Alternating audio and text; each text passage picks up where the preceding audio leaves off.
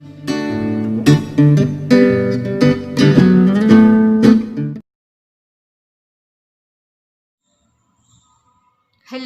Good morning friends. Welcome to everyone. Last લેક્ચરમાં આપણે organic chemistry 504ની અંદર રિએક્શનનું યુનિટ સ્ટાર્ટ કર્યું હતું, જેની અંદર આપણે પેકમાન રિએક્શન ફર્સ્ટ જે જોઈ એ પેકમાન રિએક્શન, સેકન્ડ જે જોઈ એ ડિકમાન રિએક્શન જોઈ. પેકમાન રિએક્શન હતો એનો મેઇન એમ શું હતો તો કે સાંદ્ર H2SO4 ની હાજરીમાં ફિનોલ અને મેલિક એસિડ જે છે એની તમે રિએક્શન કરશો તો નિપજ તરીકે તમને કુમારીન અથવા તો કુમારીનના વ્યુત્પન્ન મળે તો એ રિએક્શનને પેકમાન રિએક્શન કહેવામાં આવે છે. અને તમે પ્રક્રિયા એટલે કે સંઘનન કરતા તરીકે તમે એમાં શેનો તો કે કોન્સન્ટ્રેટ H2SO4 જે છે એનો યુઝ કરી અને તમે પેકમાન રિએક્શન જે છે એ આપણે જોઈતી, જેના યુઝ પણ જોયા હતા. એની અંદર યુઝની અંદર આપણે 1,2 મિથાઇલ ક્રોમોનની બનાવટમાં એનો ઉપયોગ જોયો. એ સિવાય 4,6,7 ટ્રાયમિથાઇલ કુમારીનની બનાવટમાં પણ એનો ઉપયોગ જોયો. અને એના પછી 4 ફિનાઇલ 7 હાઇડ્રોક્સી કુમારીન એટલે કે કુમારીન અને એના વ્યુત્પન્નો બનાવવા માટે પેકમાન રિએક્શનનો ઉપયોગ થાય છે, એ આપણે જોઈ ગયા હતા. એના પછી કાલે લાસ્ટ લેક્ચરની અંદર આપણે જોયું હતું ડિકમાન રિએક્શન. બરાબર, ડિકમાન રિએક્શનનો મેઇન એમ શું હતો તો કે ડાયબેઝિક એસિડનો એસ્ટર. બરાબર, ડાયબેઝિક એસિડનો એસ્ટર એની અંદર આંતરઆણવીય સંઘનન પ્રક્રિયા એટલે કે જોડાવું, અને આંતરઆણવીય એટલે કે અંદરો અંદર, બરાબર, અંદરો અંદરના અણુઓ વચ્ચે સંકલન પ્રક્રિયા થાય તો આંતરઆણવીય સંઘનન પ્રક્રિયા કહેવામાં આવે છે. તો ડાયબેઝિક એસિડના એસ્ટરની આપણે આંતરઆણવીય સંઘનન પ્રક્રિયા જોઈ અને નિપજ તરીકે તમને ચક્રીય કીટોન નિપજ મળે તો એ પ્રક્રિયાને ડિકમાન રિએક્શન કહેવામાં આવે છે.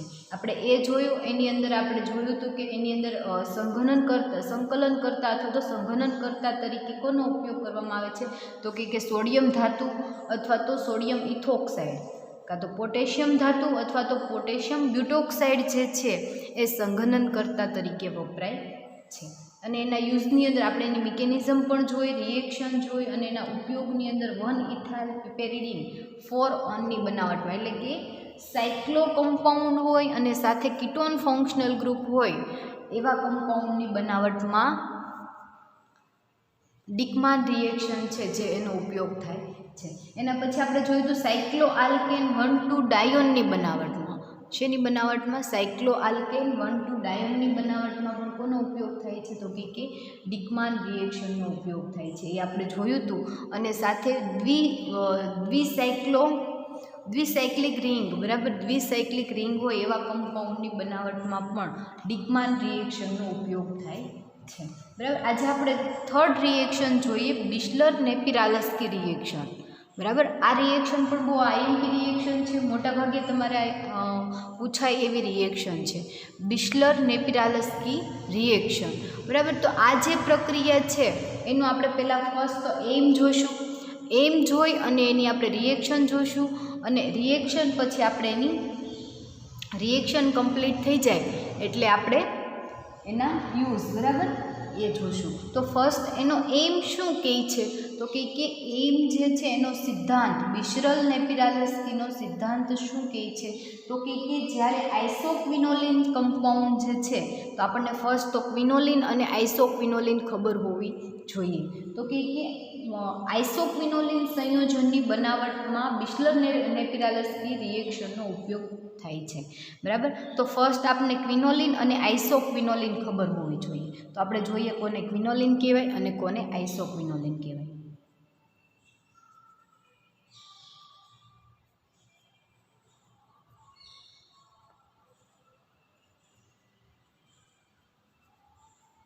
આ ક્વિનોલિન, બરાબર, અને અહીંયા નાઇટ્રોજન પરમાણુ આવે તો આઇસોક્વિનોલિન. તો આ જે રિએક્શન છે એનો ઉપયોગ શેની બનાવટમાં તો કે આઇસોક્વિનોલિન સંયોજનની બનાવટમાં ઉપયોગ થાય છે. તો આપણે એનો એમ જોઈએ તો આઇસોક્વિનોલિન સંયોજનની બનાવટમાં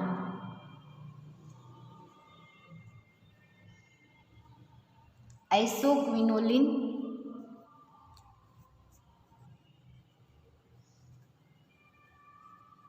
સંયોજનની બનાવટમાં આ રિએક્શનનો ઉપયોગ થાય છે. કઈ રીતે? તો કે જ્યારે એસિડિક પ્રક્રિયક જેવા કે phosphoryl chloride, phosphorus pentoxide, phosphorus pentachloride, નિર્જળ ઝિંક ક્લોરાઇડ વગેરેની હાજરીમાં જ્યારે તમે રિએક્શન કરો બીટા એરાઇલ ઇથાઇલ એમાઇડની, બરાબર, આપણે પહેલાં એનો એમ જોઈ લઈએ અને પછી એ રિએક્શન તમને સમજાવું હમણાં, એટલે તમને ખ્યાલ આવી જશે, બરાબર. કે આઇસોક્વિનોલિન સંયોજનની બનાવટમાં તો કોની હાજરીમાં? તો કે એસિડિક પ્રક્રિયક, એસિડિક પ્રક્રિયક જેવા કે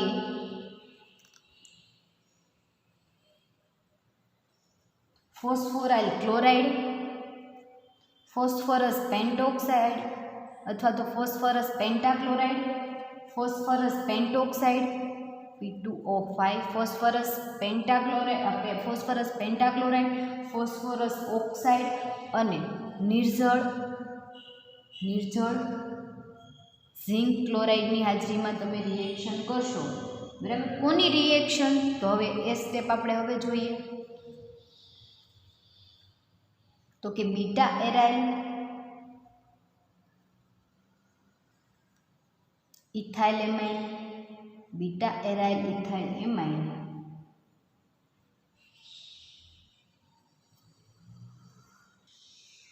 બીટા એરાઇલ ઇથાઇલ એમાઇડની સાયક્લોડિહાઇડ્રેશન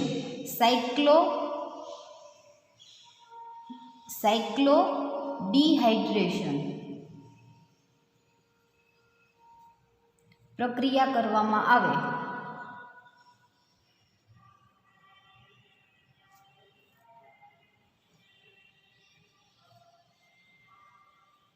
ત્યારે નિપજ તરીકે તમને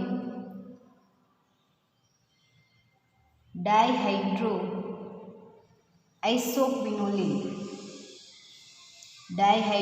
આઇસોક્વિનોલિન સંયોજન તમને મળે. રિએક્શન હમણાં તમને સમજાવું, પહેલાં ડિસ્ક્રિપ્શન સમજી લ્યો, એનું મેઇન એની સમજી લ્યો. મળે તો આ રિએક્શનને બિસ્લર-નેપિરાલસ્કી રિએક્શન કહેવામાં આવે છે, બરાબર. હવે આ મળેલું ડાયહાઇડ્રો આઇસોક્વિનોલિન કે ડાયહાઇડ્રો આઇસોક્વિનોલિનને સલ્ફર, સેલેનિયમ Se અથવા તો પેલેડિયમની હાજરીમાં સલ્ફર, સેલેનિયમ અથવા તો પેલેડિયમની હાજરીમાં ડિહાઇડ્રોજનેશન પ્રક્રિયા કરતા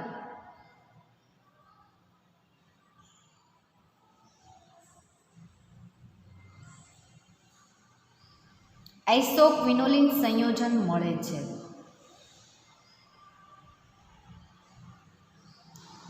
તો એ રિએક્શનને બિસ્લર-નેપિરાલસ્કી રિએક્શન કહેવામાં આવે છે.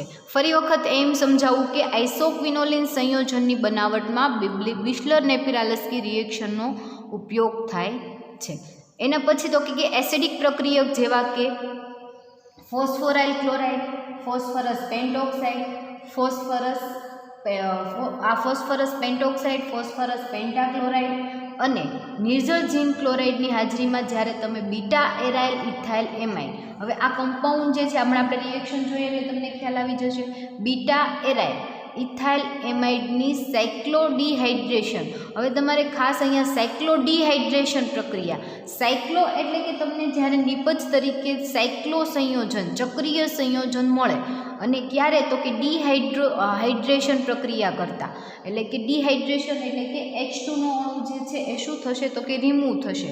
એટલે કે સાયક્લોડિહાઇડ્રેશન પ્રક્રિયા કરતા નિપજ તરીકે ડાયહાઇડ્રો આઇસોક્વિનોલિન મળે તો એ રિએક્શનને બિસ્લર-નેપિરાલસ્કી રિએક્શન કહેવામાં આવે છે.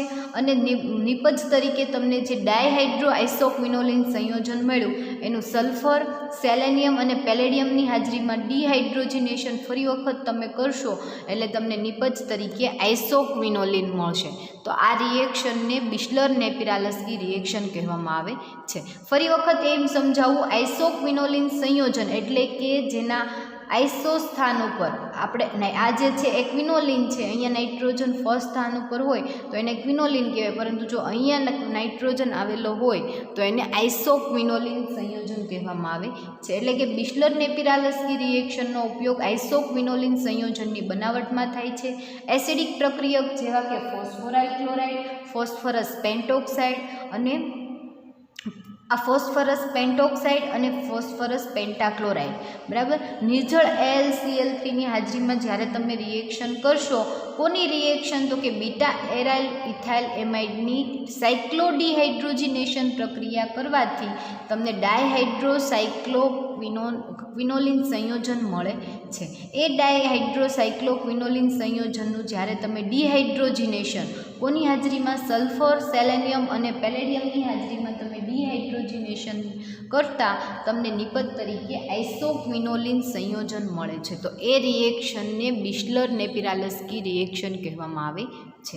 હવે આપણે એની રિએક્શન સમજીએ કે બીટા એરાઇલ ઇથાઇલ એમાઇડ, તો કોને કહેવાય? Beta aryl ethyl amide.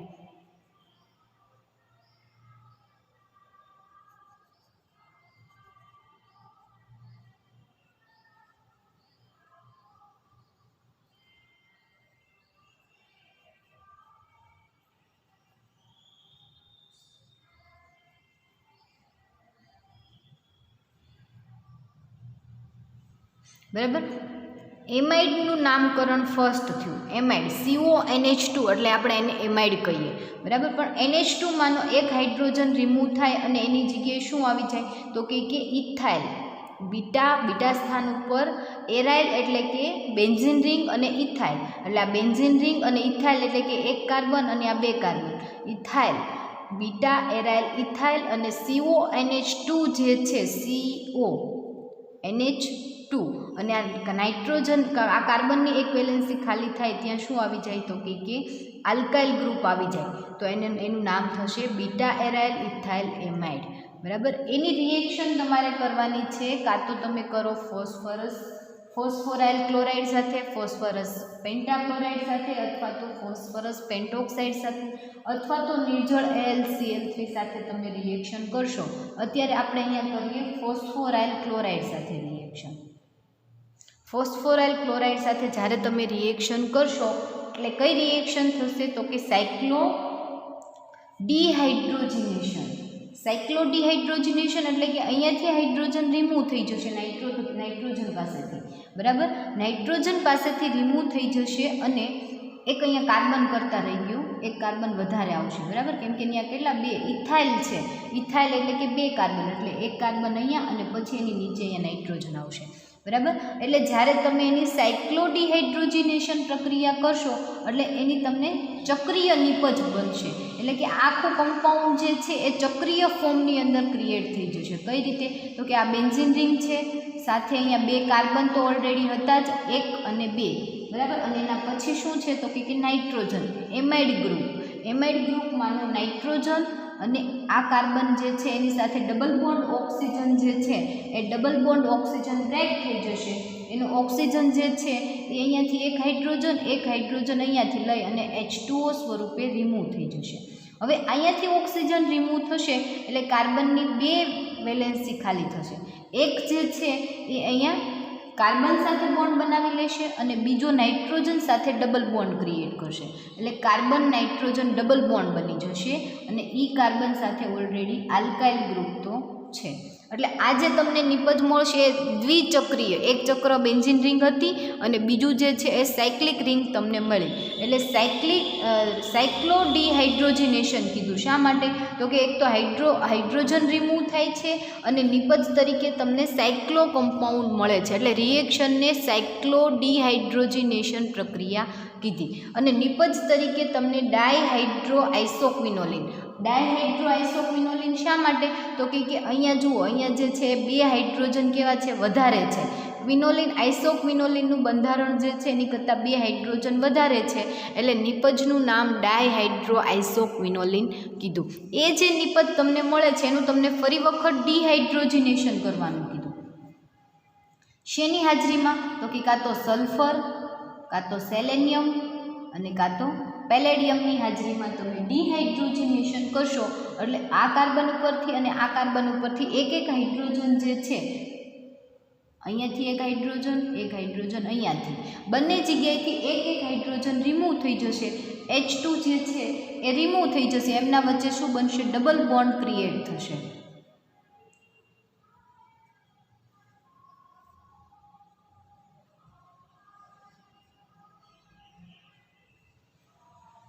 અહીંયા આલ્કાઇલ ગ્રુપ હતું, બંને વચ્ચે ડબલ બોન્ડ હતો અને અહીંયા એક ડબલ બોન્ડ ક્રિએટ થઈ ગયો. એટલે આ જે તમને સંયોજન મળ્યું એનું નામ થશે આઇસોક્વિનોલિન. આઇસોક્વિનોલિન સાથે આલ્કાઇલ ગ્રુપ પણ છે એટલે આપણે એવું કહી શકીએ કે આઇસોક્વિનોલિનનો ડેરિવેટિવ. આઇસોક્વિનોલિનનો ડેરિવેટિવ, બરાબર. એટલે એ જે છે આઇસોક્વિનોલિનનો ડેરિવેટિવ તમને જે મળ્યો એની બનાવટમાં કઈ રિએક્શનનો, તો કે બિસ્લર-નેપિરાલસ્કી રિએક્શનનો ઉપયોગ થાય છે. આ ફરી એક વખત રિએક્શન સમજાવું કે બીટા એરાઇલ ઇથાઇલ એમાઇડ, બરાબર. રિએક્શન તમે શેનાથી કરી? બીટા એરાઇલ ઇથાઇલ એમાઇડની રિએક્શન શેની હાજરીમાં? તો કે ફોસ્ફોરાઇલ ક્લોરાઇડ અથવા તો ફોસ્ફરસ પેન્ટાક્લોરાઇડ અથવા તો ફોસ્ફરસ ઓક્સાઇડ અથવા તો ઝિંક ક્લોરાઇડની હાજરીમાં જ્યારે તમે રિએક્શન કરશો ત્યારે શું થશે? તો કે સાયક્લોડિહાઇડ્રોજનેશન પ્રક્રિયા થશે. સાયક્લોડિહાઇડ્રોજનેશન પ્રક્રિયા એટલે શું? તો કે ડિહાઇડ્રોજનેશન એટલે કે હાઇડ્રોજનનું રિમૂવ થવું, H2O નું રિમૂવ થવું, બરાબર. અને સાયક્લો એટલે કે નિપજ તરીકે તમને ચક્રીય નિપજ મળે તો એને સાયક્લોડિહાઇડ્રોજનેશન પ્રક્રિયા કહેવામાં આવે છે. અને જ્યારે તમે સાયક્લોડિહાઇડ્રોજનેશન પ્રક્રિયા કરશો એટલે અહીંયાથી nitrogen, carbon double bond oxygen remove થઈ જશે, નાઇટ્રોજન પાસેથી હાઇડ્રોજન રિમૂવ થઈ જશે અને અહીંયા આ સ્થાન ઉપર રહેલો એક હાઇડ્રોજન જે છે એ રિમૂવ થઈ જશે અને H2Oની સ્વરૂપમાં ડિહાઇડ્રોજનેશન કરતાં H2O જે છે એ રિમૂવ થશે અને તમને જે નિપજ મળશે એ કઈ? તો કે આઇસોક્વિનોલિન, પરંતુ ડાયહાઇડ્રો. એટલે કે અહીંયા જે બંને કાર્બન પાસે એક હાઇડ્રોજન વધારે છે એટલે 2 હાઇડ્રોજન વધારે હોવાના લીધે એને ડાયહાઇડ્રો આઇસોક્વિનોલિન કીધું. અને જ્યારે તમે સલ્ફર, સેલેનિયમ અને પેલેડિયમની હાજરીમાં જ્યારે તમે રિએક્શન કરશો એટલે એ H2નો અણુ જે છે એ રિમૂવ થઈ જશે અને નિપજ તરીકે તમને આઇસોક્વિનોલિનનો ડેરિવેટિવ તમને મળશે, બરાબર. હવે આ રિએક્શન જે છે એની આપણે મિકેનિઝમ પણ જોઈએ, કઈ રીતે રિએક્શન થતી હશે, બરાબર. તો ફર્સ્ટ તો આપણે જે બીટા એરાઇલ ઇથાઇલ એમાઇડ લીધું હતું એની વાત કરીએ. તો એ જે બીટા એરાઇલ ઇથાઇલ એમાઇડ આપણે લીધું એની અંદર કઈ રીતે રિએક્શન થશે? તો કે કાર્બન ડબલ બોન્ડ ઓક્સિજન જે છે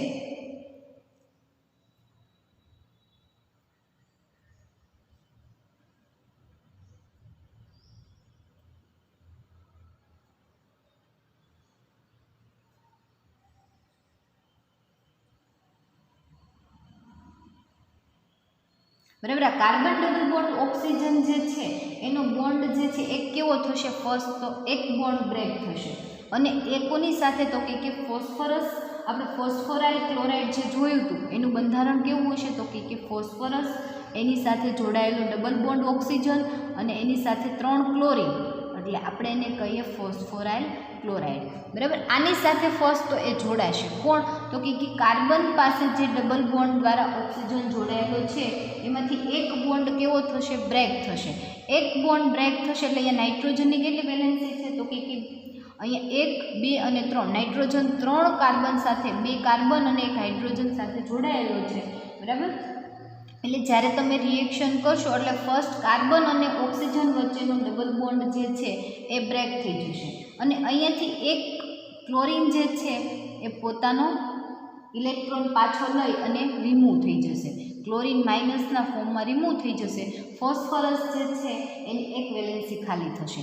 એટલે કેવી તમને નિપજ મળશે? તો કે આ બેન્ઝીન રિંગ,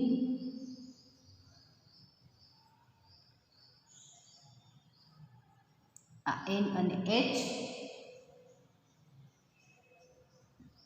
બરાબર.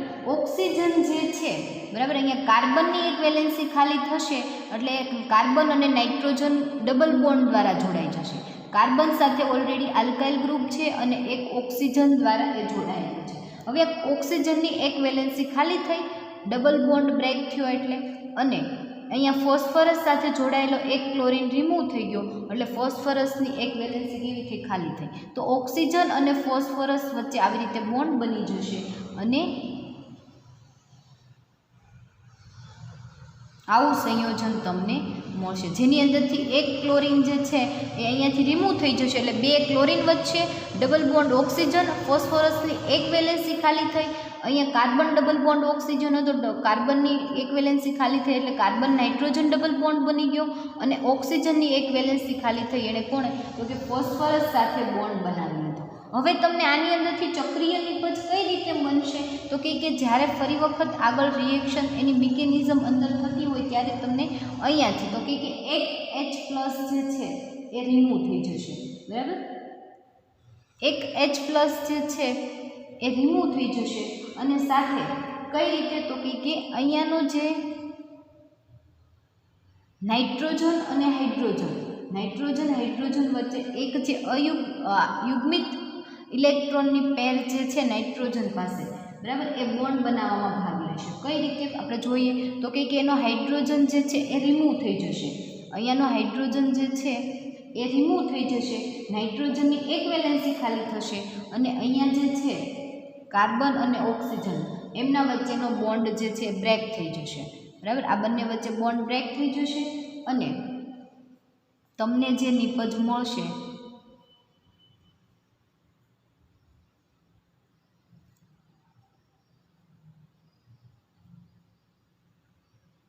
આ કાર્બન બંને વચ્ચે ડબલ બોન્ડ છે.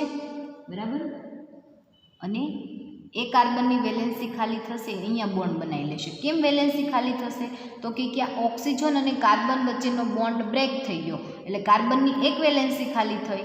એને કોની સાથે તો કે અહીંયા રહેલા હાઇડ્રોજન, એક હાઇડ્રોજન રિમૂવ થશે અને એ હાઇડ્રોજન જે રિમૂવ થશે એની સાથે શું કરશે, કાર્બનની એક વેલેન્સી ખાલી થશે એટલે ત્યાં બોન્ડ બનાવી લેશે અને નિપજ તરીકે તમને અહીંયા શું છે તો કે આલ્કાઇલ ગ્રુપ આ નિપજ બનશે અને સાથે આખો કમ્પાઉન્ડ જે છે એ રિમૂવ થઈ જશે. બરાબર, આખું કેવું થઈ જશે તો કે રિમૂવ થઈ જશે અને એ હાઇડ્રોજન જે છે એ ઓક્સિજનની એક વેલેન્સી ખાલી થશે ત્યાં શિફ્ટ થઈ જશે. બરાબર, એટલે આખું તમને આવું સંયોજન રિમૂવ થઈ જશે અને આ જે તમને સંયોજન મળ્યું એ કયું તો કે અહીંયા જુઓ ડાયહાઇડ્રો આઇસોક્વિનોલિન જે છે એ તમને નિપજ મળી અને ફરી વખત તમે એની સલ્ફર અથવા તો સેલેનિયમ અથવા તો પેલેડિયમની હાજરીમાં તમે એનું ડિહાઇડ્રોજિનેશન કરશો અથવા પેલેડિયમની હાજરીમાં ડિહાઇડ્રોજિનેશન કરશો એટલે તમને અહીંયા બે કાર્બન જે છે આ કાર્બન અને આ કાર્બન એની ઉપર રહેલો એક હાઇડ્રોજન જે છે એ રિમૂવ થઈ જશે, H2 અણુ આખો રિમૂવ થઈ જશે અને નિપજ તરીકે તમને આઇસોક્વિનોલિનનો ડેરિવેટિવ મળશે.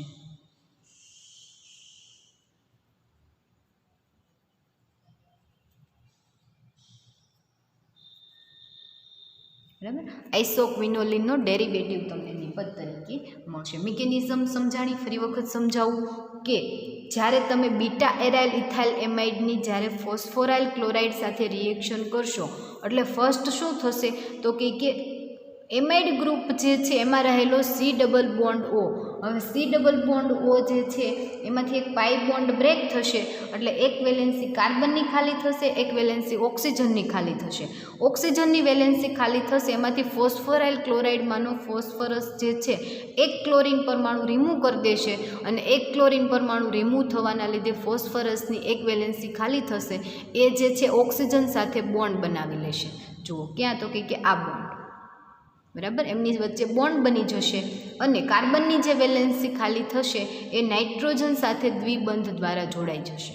બરાબર, એટલે કાર્બન નાઇટ્રોજન દ્વિબંધ બની જશે અને એ નાઇટ્રોજનની વેલેન્સી કેટલી થઈ જશે તો કે 4. કઈ રીતે જુઓ તો કે એક નાઇટ્રોજન સાથે કાર્બન જોડાયેલું છે અહીંયા ડબલ બોન્ડ દ્વારા અને એક હાઇડ્રોજન એટલે કે નાઇટ્રોજન જે છે એ 4 બોન્ડ બનાવી લેશે એટલે કે એનો યુગ્મિત ઇલેક્ટ્રોન જે છે એ એમાં પાર્ટિસિપેટ થશે અને ફરી વખત તમે આગળ રિએક્શન કરશો એટલે શું થશે તો કે અહીંયાથી કાર્બન ઓક્સિજન બોન્ડ બ્રેક થઈ જશે, ઓક્સિજન ઉપર હાઇડ્રોજન, અહીંયાથી હાઇડ્રોજન શિફ્ટ થશે અને કાર્બનની વેલેન્સી ખાલી થશે. અહીંયાથી હાઇડ્રોજન રિમૂવ થવાના લીધે એક કાર્બનની એક વેલેન્સી ખાલી થશે, એની સાથે કાર્બન જે છે એ બોન્ડ બનાવી લેશે. એટલે તમને આવી નિપજ મળશે જેનું નામ થશે ડાયહાઇડ્રો આઇસોક્વિનોલિન. શું નામ થશે એનું? ડાયહાઇડ્રો આઇસોક્વિનોલિન. બરાબર. એ જે તમને ડાયહાઇડ્રો આઇસોક્વિનોલિન નિપજ મળે છે એનું તમે સલ્ફર, સેલેનિયમ અથવા તો પેલેડિયમની હાજરીમાં ડિહાઇડ્રોજિનેશન રિએક્શન કરશો એટલે ડિહાઇડ્રોજિનેશન કરતાં H2નો અણુ એક જે છે એ રિમૂવ થઈ જશે. H2નો અણુ રિમૂવ થવાના લીધે તમને જે નિપજ મળશે એ આઇસોક્વિનોલિનનો ડેરિવેટિવ તમને મળશે. ડેરિવેટિવ શા માટે? તો કે અહીંયા આલ્કાઇલ ગ્રુપ જોડાયેલું હોવાથી એનો ડેરિવેટિવ તમને નિપજ તરીકે મળે છે. તો તમને એની મેઇન એમ સમજાઈ ગયો, એની મિકેનિઝમ સમજાઈ ગઈ. બરાબર. ફરી વખત એનો એમ જોઈ લો કે આઇસોક્વિનોલિન સંયોજનની બનાવટમાં એનો ઉપયોગ થાય છે. એસિડિક પ્રક્રિયક POCl3, PCl5, P2O5 અને નિર્જળ AlCl3ની હાજરીમાં તમે રિએક્શન કરશો બીટા એરાઇલ ઇથાઇલ એમાઇડની, તો તમને કઈ રિએક્શન? તો કે સાયક્લોડિહાઇડ્રોજિનેશન પ્રક્રિયા કરવામાં આવે ત્યારે નિપજ તરીકે ડાયહાઇડ્રો આઇસોક્વિનોલિન નિપજ મળે છે. અને એનું સલ્ફર, સેલેનિયમ અને પેલેડિયમની હાજરીમાં ડિહાઇડ્રોજિનેશન પ્રક્રિયા કરતાં આઇસોક્વિનોલિન નિપજ તરીકે તમને મળે છે. હવે આપણે એના યુઝ જોઈએ, એના ઉપયોગો. તો આપણે ફર્સ્ટ યુઝ જોઈએ 1-મિથાઇલ આઇસોક્વિનોલિનની બનાવટમાં. 1-મિથાઇલ આઇસોક્વિનોલિનની બનાવટમાં કોનો ઉપયોગ થાય છે? બિસ્લર-નેપિરાલસ્કી રિએક્શનનો ઉપયોગ થાય છે. તો તમને ખબર છે આપણે આની પહેલાંની જે રિએક્શન જોઈ એની અંદર આલ્કાઇલ ગ્રુપ જે હતું R ગ્રુપ, એની જગ્યાએ આપણે શું જોઈએ છે? મિથાઇલ ગ્રુપ જોઈએ છે. તો આગળ આપણે જે રિએક્શન કરી એની એ જ રિએક્શન આપણે ફરી વખત જોવાની છે. કઈ રીતે? તો કે ફર્સ્ટ તમારે જે સ્ટાર્ટિંગ મટીરિયલ તરીકે લેવાનું છે એ બીટા ફિનાઇલ ઇથાઇલ એમાઇન, કે જેના બીટા સ્થાન ઉપર ફિનાઇલ ગ્રુપ હશે અને ઇથાઇલ એમાઇન. બરાબર. આનું તમે નામ જોશો તો બીટા સ્થાન ઉપર NH2 ફંક્શનલ ગ્રુપના આલ્ફા સ્થાન અને બીટા સ્થાન ઉપર શું આવેલું છે? તો કે ફિનાઇલ ગ્રુપ આવેલું છે. એટલે આનું નામ થશે બીટા ફિનાઇલ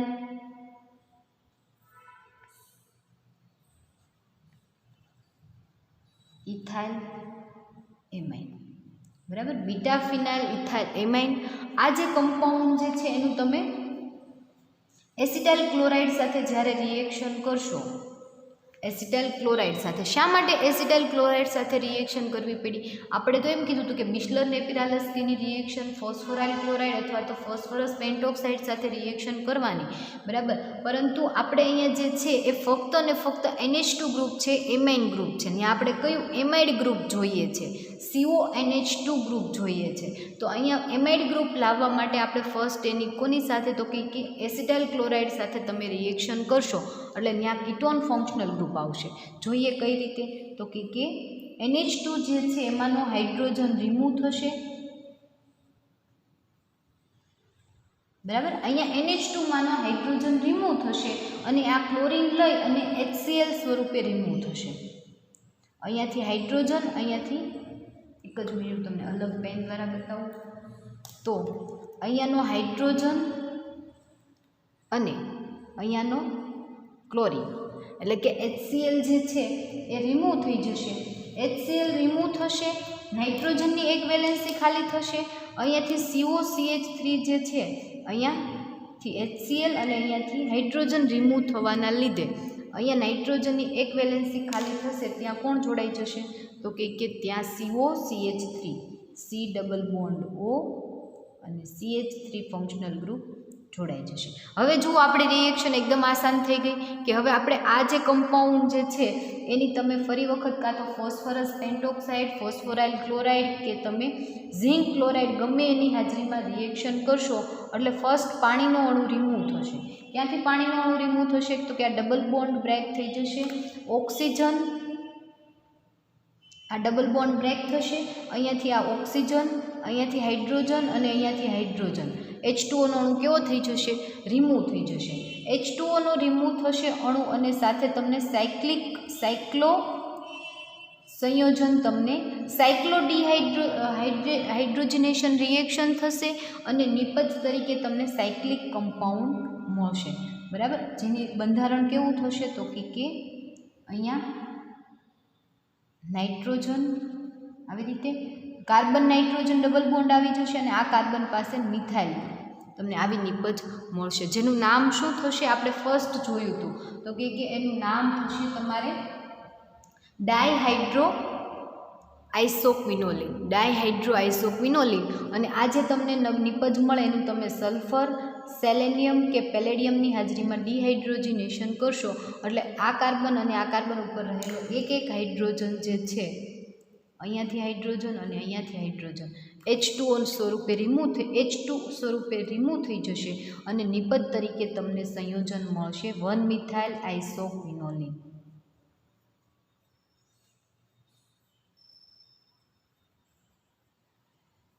બરાબર, આવી નિપજ મળશે કે જેનું નામ થશે 1મિથાઇલ. આ આઇસોક્વિનોલિન છે અને પહેલા સ્થાન ઉપર મિથાઇલ ગ્રુપ આવેલું હોવાથી એનું નામ થશે 1મિથાઇલ આઇસોક્વિનોલિન. બરાબર, તો આ ફર્સ્ટ યુઝ હતો 1મિથાઇલ આઇસોક્વિનોલિનની બનાવટમાં. હવે આના પછીનો આપણે સેકન્ડ યુઝ જોઈએ એનો તો કે પાપાવરિનની બનાવટમાં. હવે આ પાપાવરિન શું છે તો વન ટાઈપ ઓફ આલ્કેલોઇડ્સ. બરાબર, આલ્કેલોઇડ્સ જે તમે આ વખતે ભણ્યા સિટ્રાલ અને મેન્થોલ, એની અંદર તમારે આવતા સેમેસ્ટરની અંદર પાપાવરિન ભણવાનું આવશે. તો આ જે પાપાવરિનનું સિન્થેસિસ જે છે ત્યારે તમારે સંશ્લેષણ ફરી વખત કરવાનું આવશે અને એનું બંધારણ સાબિત કરવાનું આવશે. પરંતુ અત્યારે ફક્ત અને ફક્ત આ જે પાપાવરિન જે છે, પાપાવરિનની સંશ્લેષણની સેકન્ડ યુઝ પાપાવરિનની બનાવટમાં. બરાબર, તો આ જે પાપાવરિનની અત્યારે આપણે સિન્થેસિસ કરશું એ તમારી આ ફરી વખત સિન્થેસિસ જોવાની આવશે અને એ જે છે એ આ મેથડ દ્વારા બને છે. કઈ રિએક્શન દ્વારા? બિસ્લર-નેપિરાલસ્કી રિએક્શન દ્વારા એનું સંશ્લેષણ થાય છે. તો આપણે જોઈએ કઈ રીતે તો કે ફર્સ્ટ તમારે સંયોજન તરીકે લેવાનું છે હોમો વેરાયટીયલ એમાઇન.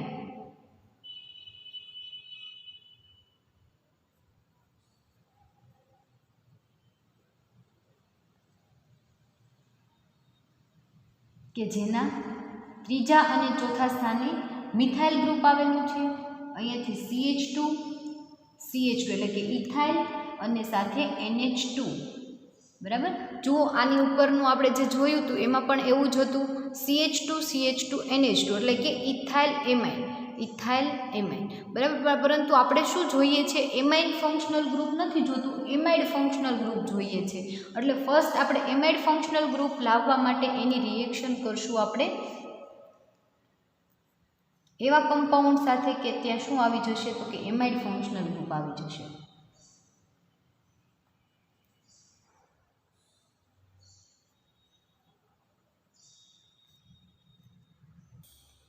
બરાબર, એટલે આ જે છે એની રિએક્શન તમારે કરવાની છે હોમો વેરાયટીયલ ક્લોરાઇડ સાથે.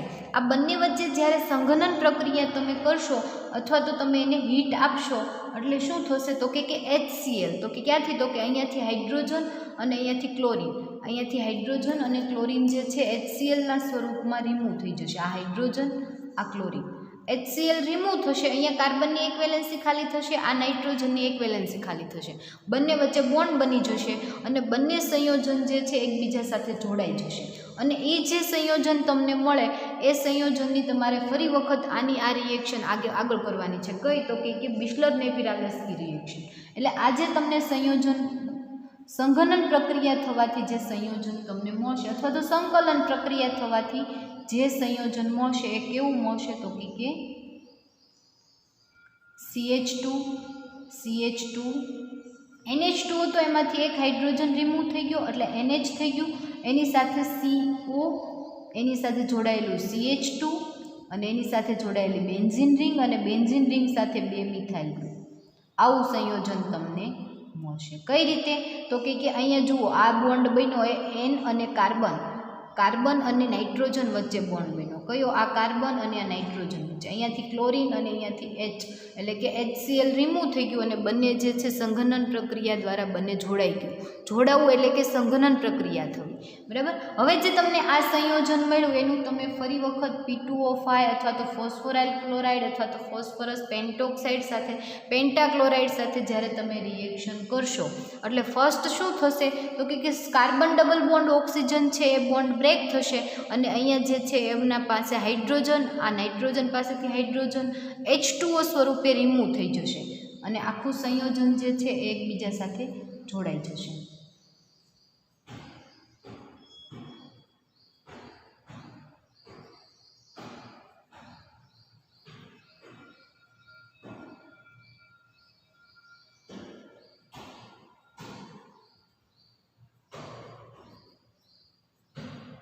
અને તમને આવું સંયોજન મળશે.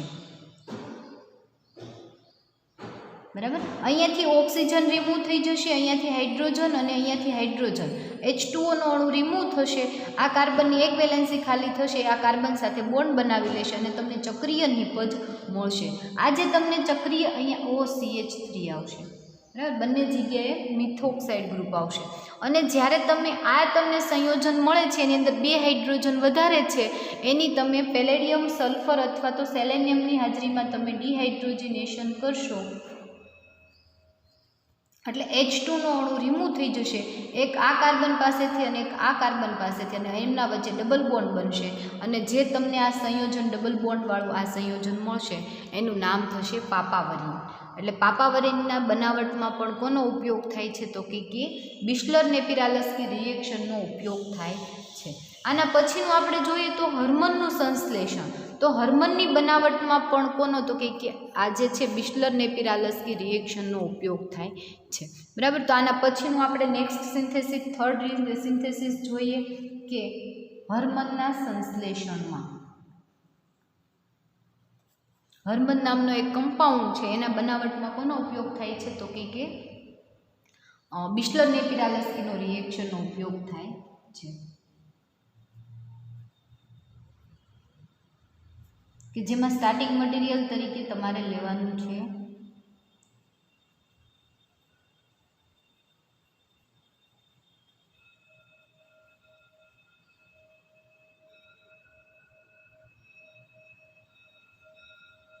બરાબર.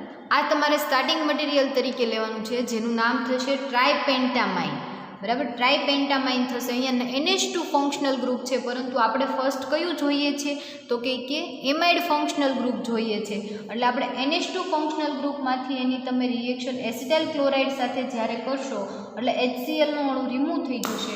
HCl નો અણુ ક્યાંથી રિમૂવ થશે? NH2 માનો હાઇડ્રોજન અને એસિટાઇલ ક્લોરાઇડ માનો ક્લોરિન HCl સ્વરૂપે રિમૂવ થઈ જશે અને ત્યાં તમને નિપજ તરીકે મળશે એમાઇડ ફંક્શનલ ગ્રુપ કે જે આપણે ફર્સ્ટ સિન્થેસિસ જોઈતી એના જેમ જ.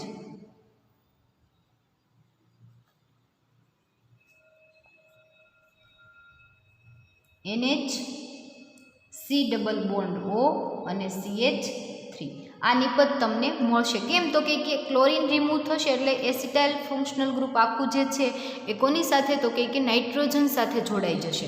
હવે જે તમને નિપજ મળી એનું ફરી વખત તમે P2O5 અથવા તો ફોસ્ફરસ પેન્ટાક્લોરાઇડ અથવા ફોસ્ફરસ ઓક્સાઇડ અથવા તો તમે ફોસ્ફોરાઇલ ક્લોરાઇડ, ફોસ્ફરસ પેન્ટોક્સાઇડ કે ફોસ્ફરસ પેન્ટોક્સાઇડ સાથે પેન્ટાક્લોરાઇડ સાથે રિએક્શન કરો અથવા તો નિર્જળ AlCl3 સાથે રિએક્શન કરશો એટલે ફર્સ્ટ તમને ચક્રીય નિપજ મળશે અને સેકન્ડ સ્ટેપની અંદર સેલેનિયમ અથવા તો સલ્ફર અથવા તો પેલેડિયમની હાજરીમાં ડિહાઇડ્રોજનેશન કરતાં નિપજ તરીકે તમને કેવો તો કે ચક્રીય કમ્પાઉન્ડ તમને મળશે જેનું નામ થશે હર્મન. ઓર્ગેનિક કેમિસ્ટ્રીની અંદર તમે રિએક્શન જોશો એટલે તમે નો સાંભળ્યા હોય એવા તમને નામ જોવા મળશે. હર્મન આ જે કમ્પાઉન્ડ જે છે એનું નામ હર્મન છે અને એની સિન્થેસિસની અંદર બિસ્લર-નેપિરાલસ્કી રિએક્શનનો ઉપયોગ થાય છે. આ જે છે એ હર્મન કમ્પાઉન્ડ છે. બરાબર. અને બિસ્લર-નેપિરાલસ્કી રિએક્શનની અંદર હર્મન હર્મન સિન્થેસિસની અંદર બિસ્લર-નેપિરાલસ્કી રિએક્શનનો ઉપયોગ થાય છે. તો આપણે જે જોઈ એ 3 યુઝ જોયા. ફર્સ્ટ હર્મનનું સિન્થેસિસ કે એમાઇડ ફંક્શનલ ગ્રુપ હતું, એમાં એમાઇન ફંક્શનલ ગ્રુપ હતું, એમાંથી આપણે એમાઇડ ફંક્શનલ ગ્રુપ લાવ્યા. એમાઇડની તમે ફરી વખત બિસ્લર-નેપિરાલસ્કી રિએક્શન કરશો એટલે તમને હર્મન સિન્થેસિસ મળશે. એના પહેલાંની જે સિન્થેસિસ જોઈ એ પાપાવરિનની બનાવટમાં, તો કે પાપાવરિન 2 ફંક્શનલ ગ્રુપને 2 કમ્પાઉન્ડને તમે એડ કરી દીધા અને એ સંઘનન પ્રક્રિયા કરી અને જે નિપજ મળી એની તમે ફરી વખત P2O5 સાથે રિએક્શન કરી અને તમે એનું ડિહાઇડ્રોજિનેશન કર્યું એટલે નિપજ તરીકે તમને પાપાવરિન સંયોજન મળ્યું. એની પહેલાંની જે આપણે સિન્થેસિસ જોઈ એ સિન્થેસિસની અંદર 1-મિથાઇલ આઇસોક્વિનોલિન. તો 1-મિથાઇલ આઇસોક્વિનોલિન જે છે એ શેમાંથી, તો કે બીટા ફિનાઇલ ઇથાઇલ એમાઇનમાંથી એનું સંશ્લેષણ કર્યું. ફર્સ્ટ એમાઇન ફંક્શનલ ગ્રુપને આપણે એમાઇડ ફંક્શનલ ગ્રુપમાં કન્વર્ટ કર્યું અને એની ફરી વખત તમે POCl3 અને એના પછી ડિહાઇડ્રોજિનેશન સેલેનિયમ, સલ્ફર અને પેલેડિયમની હાજરીમાં ડિહાઇડ્રોજિનેશન કર્યું એટલે નિપજ તરીકે તમને 1-મિથાઇલ આઇસોક્વિનોલિન નિપજ મળી. બરાબર. તો આ જે સિન્થેસિસ જે છે એ બિસ્લર-નેપિરાલસ્કી રિએક્શન છે. આપણે એનો એમ ફરી વખત જોઈ લઈએ તો એનો એમ જે છે એ શું કહે છે, તો કે આઇસોક્વિનોલિન સંયોજનની બનાવટમાં બિસ્લર-નેપિરાલસ્કી રિએક્શનનો ઉપયોગ થાય છે અને એસિડિક પ્રક્રિયક જેવો કે ફોસ્ફોરાઇલ ક્લોરાઇડ, ફોસ્ફરસ પેન્ટાક્લોરાઇડ અને ફોસ્ફરસ ઓક્સાઇડ અને નિર્જળ AlCl3ની હાજરીમાં જ્યારે તમે બીટા એરાઇલ ઇથાઇલ એમાઇડની સાયક્લોડિહાઇડ્રોજિનેશન પ્રક્રિયા કરવામાં આવે તો નિપજ તરીકે તમને ડાયહાઇડ્રો આઇસોક્વિનોલિન મળે છે, જેનું સલ્ફર, સેલેનિયમ અને પેલેડિયમની હાજરીમાં ડિહાઇડ્રોજિનેશન પ્રક્રિયા કરતાં નિપજ તરીકે તમને આઇસોક્વિનોલિન મળે છે. તો આ રિએક્શનને બિસ્લર-નેપિરાલસ્કી રિએક્શન કહેવામાં આવે છે, જેની આપણે મિકેનિઝમ પણ જોઈ અને એના યુઝ પણ જોયા. તો આ હતી બિસ્લર-નેપિરાલસ્કી રિએક્શન અને આના પછીના લેક્ચરની અંદર આપણે જોઈશું મેનિચ રિએક્શન. બરાબર. મેનિચ રિએક્શન જે છે આના પછીના લેક્ચરમાં જોઈશું એટલે આપણી 4 સિન્થેસિસ જે છે રિએક્શન એ અહીંયા કેવી થઈ જશે, કમ્પ્લીટ થઈ જશે. Okay, thank you.